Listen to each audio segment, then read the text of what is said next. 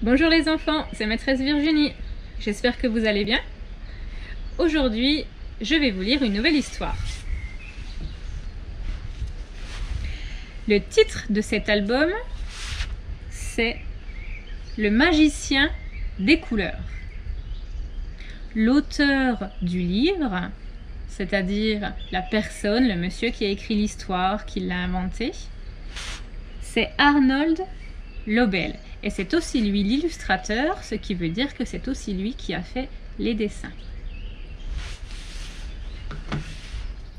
Cric-crac, mon histoire va commencer.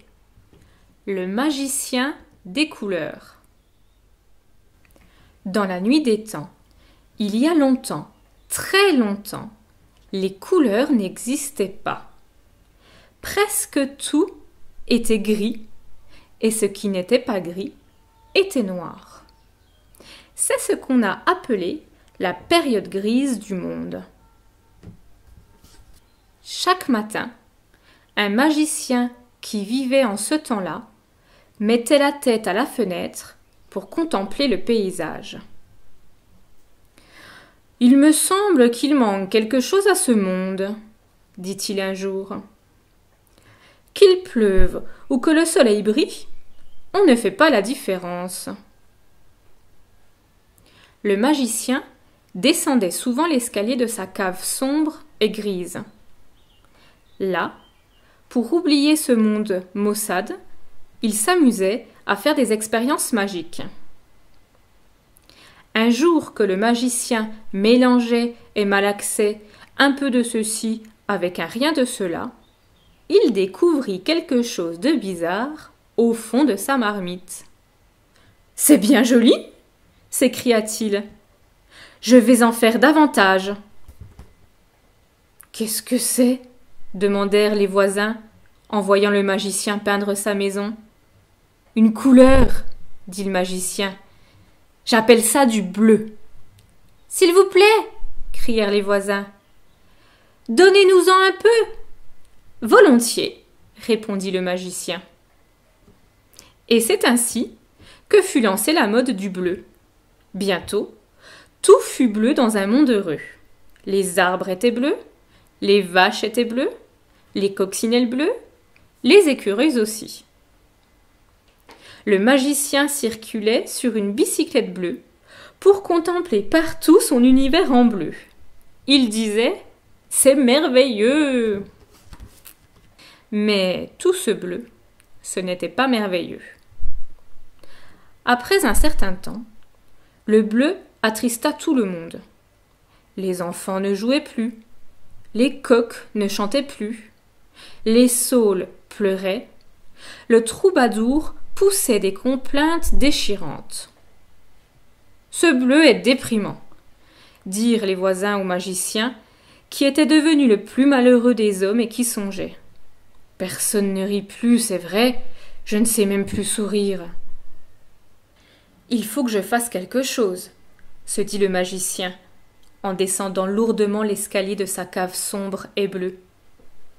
Alors, il se mit à mélanger et à malaxer un peu de ceci avec un rien de cela, et il découvrit bientôt quelque chose de nouveau au fond de sa marmite. « Voilà qui est plus gai !» s'écria-t-il. « Je vais en faire davantage. »« Qu'est-ce que c'est ?» demandèrent les voisins en voyant le magicien peindre sa palissade. « J'ai appelé cela du jaune, » dit le magicien. « Peut-on en avoir un peu ?» quémandèrent les voisins. « Bien sûr, » répondit le magicien.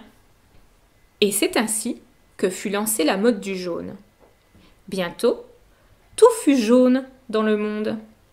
La rivière et la mer étaient jaunes comme le ciel, les cochons étaient jaunes, les écureuils aussi. Les perruques étaient comme les feuilles des arbres, jaunes comme papa, maman, Petit Pierre et son chien. Chez l'arracheur de dents, on riait jaune. Le magicien galopait sur son cheval jaune pour explorer son univers en jaune. Il disait « C'est très réussi !» Mais tout ce jaune, ce n'était pas si réussi. Après un certain temps, Le jaune éblouit tout le monde. On vivait les yeux fermés, les volets clos. On se cognait partout, dans les rues, sur les routes. Les oiseaux n'osaient plus voler. Ce jaune est trop lumineux et trop aveuglant, dirent les voisins au magicien. Oh, ne m'en parlez pas, gémissait le magicien, qui portait une serviette humide sur le front. Tout le monde en a mal à la tête et moi aussi. Le magicien descendit donc en trébuchant l'escalier de sa cave sombre et jaune. Alors, il se mit à mélanger et à malaxer un peu de ceci avec un rien de cela, et il découvrit bientôt quelque chose de nouveau au fond de sa marmite. « C'est magnifique !» s'écria-t-il. « Je vais en faire davantage. »« Comment appelez-vous cela ?» demandèrent les voisins, en voyant le magicien peindre les fleurs de son jardin. « Rouge !» répondit le magicien. « On en voudrait bien aussi !» implorèrent les voisins. « Tout de suite !» dit le magicien. Et c'est ainsi que fut lancée la mode du rouge. Bientôt, tout fut rouge dans le monde. La rivière était rouge comme le ciel, le lapin était rouge comme les canaris, le fromage était rouge, les glaces, les gâteaux, les chapeaux, les manteaux et l'écureuil aussi. Le chat était aussi rouge que les poissons. Le magicien canotait dans son beau bateau rouge. Il disait « C'est l'idéal ». Mais tout ce rouge n'était pas l'idéal. Après un certain temps, petits et grands voyaient tout en rouge. Le rouge leur montait à la tête et comme chacun sait, la colère est mauvaise conseillère. Les petits devenaient méchants. Ils se tiraient mutuellement les cheveux ou se cassaient les dents. Les grands se faisaient la guerre. Ils cassaient la vaisselle ou tiraient le canon. Chez le juge comme à la maison, on aurait dit un combat de coqs. Les voisins, furieux, prirent d'assaut la maison du magicien. « Cet horrible monde rouge, c'est vous qui l'avez fait !» Ils lui lancèrent des pierres. Le magicien était rouge de colère.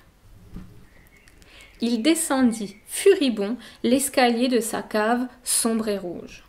Pendant des jours, il mélangea et malaxa. Il essaya toutes les formules magiques pour trouver une nouvelle couleur. Mais il ne put faire que du bleu et encore du bleu, du jaune et encore du jaune, du rouge et encore du rouge, jusqu'à ce que toutes les marmites fussent pleines à ras-bord.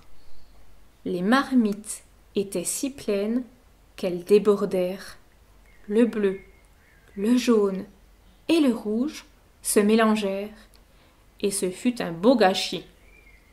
Mais quand le magicien vit ce qui se passait, il s'écria « J'ai trouvé !» et il dansa, fou de joie, dans la cave. Le magicien mélangea le bleu et le rouge, et il fit une nouvelle couleur. Il mélangea le jaune et le bleu, et il fit une autre couleur. Il mélangea le jaune et le rouge, et il fit encore une autre couleur. « Hurrah !» cria-t-il, et il mélangea le rouge, le bleu et le jaune de différentes façons. « Regardez les belles choses que je viens d'inventer !»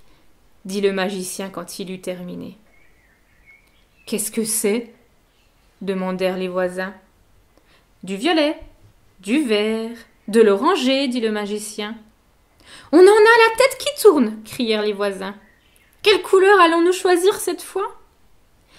Il faut les employer toutes, un peu à la fois, répondit le magicien. Les gens prirent toutes les couleurs que le magicien avait créées. Bientôt, chacune d'elles trouva sa place.